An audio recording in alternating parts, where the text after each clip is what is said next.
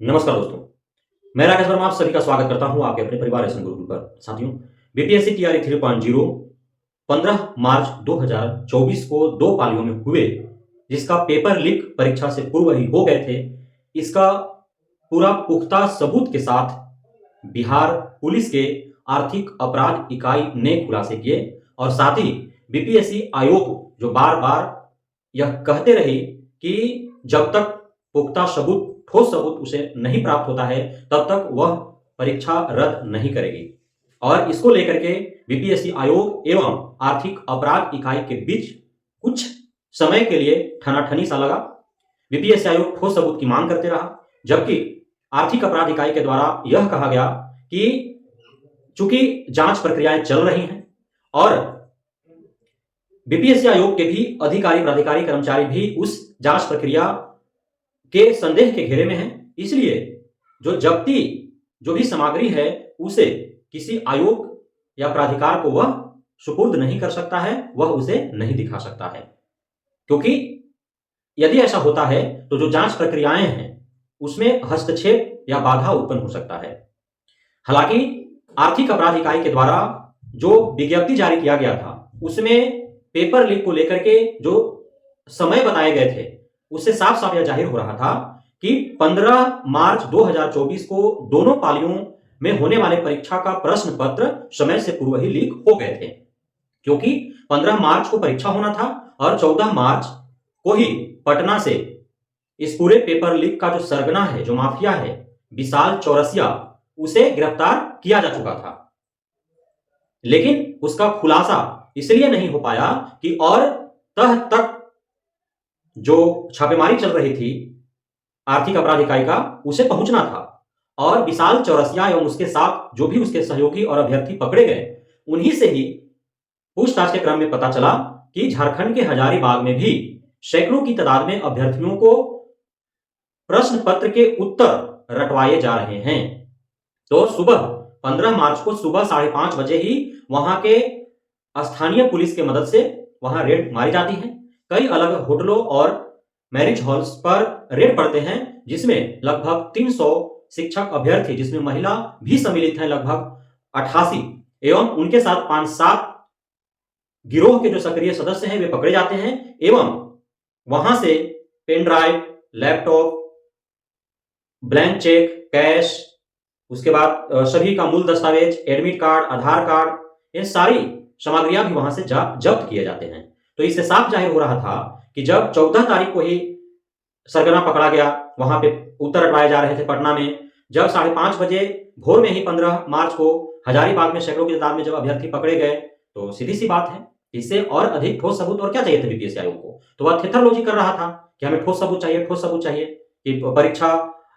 जो है आरंभ होने या फिर परीक्षा समाप्त होने के बाद एक खबरें आई हैं, इसलिए हम रद्द नहीं करेंगे। लेकिन मजबूरन उसे रद्द करना पड़ा और यदि आज रद्द नहीं करता बीपीएससी, तो कल 21 मार्च 2024 को पटना में हजारों की तादाद में शिक्षक, अभ्यर्थी और छात्र नेता वहां पे आंदोलन करने वाले थे परीक्षा रद्द करने हेतु। जिस प्रकार से यूपी में कई दिनों तक आंदोलन चले थे, उसके उपरांत वहां की सरकार और आयोग ने फैसला लिया था, लेकिन यहां पे बिना आंदोलन के ही बीपीएससी आयोग ने परीक्षा रद्द को लेकर के उन्होंने विज्ञप्ति जारी कर दिया है। तो यह अभ्यर्थियों के हित में बहुत बड़ा फैसला है। साथ ही बिहार के आर्थिक अपराध इकाई का भी यह एक सफलता है कि उसके दबाव में आकर के और बीपीएससी आयोग को यह फैसला लेना पड़ा। अब इसमें 2 बातें निकल करके आती है। पहला कि परीक्षा रद्द हो चुका है, तिथि अभी तय नहीं की गई है। हालांकि 9वीं से 12वीं तक का परीक्षा जो 16 मार्च को होने थे, पोस्टपोन किया गया था, उस हेतु 15 अप्रैल को संभावित तिथि है। लेकिन संदेह उस पर भी है कि यदि 15 मार्च को होने वाले परीक्षा का प्रश्न पत्र, जहां प्रश्न पत्र छप रहा था जिस प्रेस में, जब वहीं से चुराया जा सकता है, वहीं से पेपर लीक करवाया जा सकता है, तो क्या 9वीं से 12वीं तक का जो परीक्षा होने वाला है, तो अब तक हो सकता है कि उसका भी प्रश्न पत्र छपने के लिए प्रेस में गए हों और वो प्रश्न पत्र भी लीक हो जाए। संभावना तो हो सकती है ना। इसलिए अब हो सकता है कि 5 अप्रैल को जो संभावित तिथि है तय की गई है 9वीं से 12वीं तक के लिए, तो उसे भी कदाचार मुक्त और पारदर्शी बनाने के लिए एवं जो 15 मार्च को हुए कक्षा प्रथम से 8वीं तक का परीक्षा जिसे रद्द किया गया, इसे भी कदाचार मुक्त और पारदर्शी बनाने के लिए दोनों परीक्षाओं हेतु फ्रेश क्वेश्चन पेपर तैयार किए जा सकते हैं और एक अलग से तिथि घोषित करके और दोनों परीक्षाओं को आयोजित किया जा सकता है। कक्षा प्रथम से 8वीं और कक्षा 9वीं से 12वीं ये आयोजित हो सकते हैं। दूसरी बात कि जो जांच प्रक्रिया चल रहा है, अब जब परीक्षा रद्द हो गया और परीक्षा दोबारा से होने हैं, तो जो भी अभ्यर्थी इसमें सम्मिलित हैं, अब वो जांच प्रक्रिया चल रही है अथवा नहीं, कौन-कौन इसमें पकड़े गए, जांच प्रक्रिया कहां तक पहुंची, आर्थिक अपराध इकाई का हाथ जो है किन-किन अधिकारी, पदाधिकारी, कर्मचारी, नेता, मंत्री, विधायक, सांसद जो इस पूरे कांड में संलिप्त रहे, उनके गिरेबान तक पहुंचा, इस पर उनका ध्यान नहीं रहेगा। अब उनका ध्यान पूरी तरह से परीक्षा की तैयारी पर टिका रहेगा। इस वजह से हो सकता है कि यदि बड़े-बड़े अधिकारी, पदाधिकारी, मंत्री, विधायक, सांसद इसमें सम्मिलित हों या बड़ा कोचिंग संस्थान का कोई संचालक इसमें सम्मिलित हो, तो हो सकता है कि जांच दब जाए सरकार के इशारे से, ताकि गिरेबान पर जो है आंच ना आए और सभी सेफ हो जाएं। लेकिन जो आर्थिक अपराध इकाई के जो कंट्रोलर हैं, जो इस जांच कमेटी के जो अध्यक्ष हैं, वे काफी सख्त हैं। इस वजह से पूरे विश्वसनीयता के साथ यह कहा जा सकता है और संभावनाएं जताई जा सकती है, भरोसा किया जा सकता है कि इस बार जो पेपर लीक हुए हैं, इसमें जो भी संलिप्त होंगे, चाहे जितना भी बड़ा गिरोह हो और जिन भी अधिकारी, पदाधिकारी, मंत्री, विधायक, संतरी सम्मिलित हो इसमें, सभी को पकड़े जाएंगे और सभी जेल के अंदर जाएंगे, ऐसा पूरा भरोसा किया जा सकता है। ताकि भविष्य में जो आगामी भर्तियां हैं, सिर्फ शिक्षक भर्ती ही नहीं बल्कि कोई भी अन्य भर्ती हो, बिहार ही नहीं, अन्य किसी भी राज्य में, चूंकि इनका तार जो है वो पूरे भारतवर्ष में फैला हुआ है और यह जो विशाल चौरसिया जो पकड़ा गया है सरगना, इसे याद भी नहीं है कि अब तक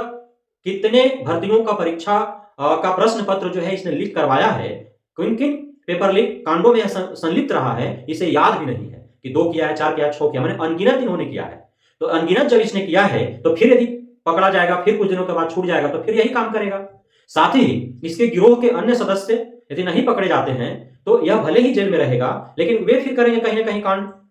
तो इसलिए पूरे गिरोह के जितने भी सक्रिय सदस्य हैं, चाहे बिहार को हो, यूपी के हो, कलकत्ता के हो, हरियाणा के हो या झारखंड के हो या फिर उड़ीसा के हो, कहीं का भी हो, उन्हें पकड़ करके जेल में डालने की आवश्यकता है और उन पर कठोर दंडात्मक कार्रवाई करने की आवश्यकता है कि फिर इनके जेहन में पेपर लीक जैसे घटना को अंजाम देने और परीक्षाओं में कदाचार करवाने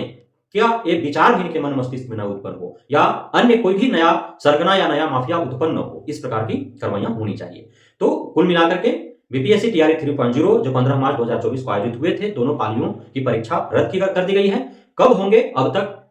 जो है डेट फिक्स नहीं किया गया है। जल्द ही आप सभी को बीपीएससी आयोग के ऑफिशियल वेबसाइट पर नए परीक्षा की तिथि घोषित की जाएगी, जिसे आप देख सकते हैं। बहुत बहुत धन्यवाद आप सभी साथियों का हमारे साथ जुड़े रहने के लिए, बढ़ने के लिए, इतना प्यार देने के लिए, हम पे भरोसा बनाए रखने के लिए। जय हिंद।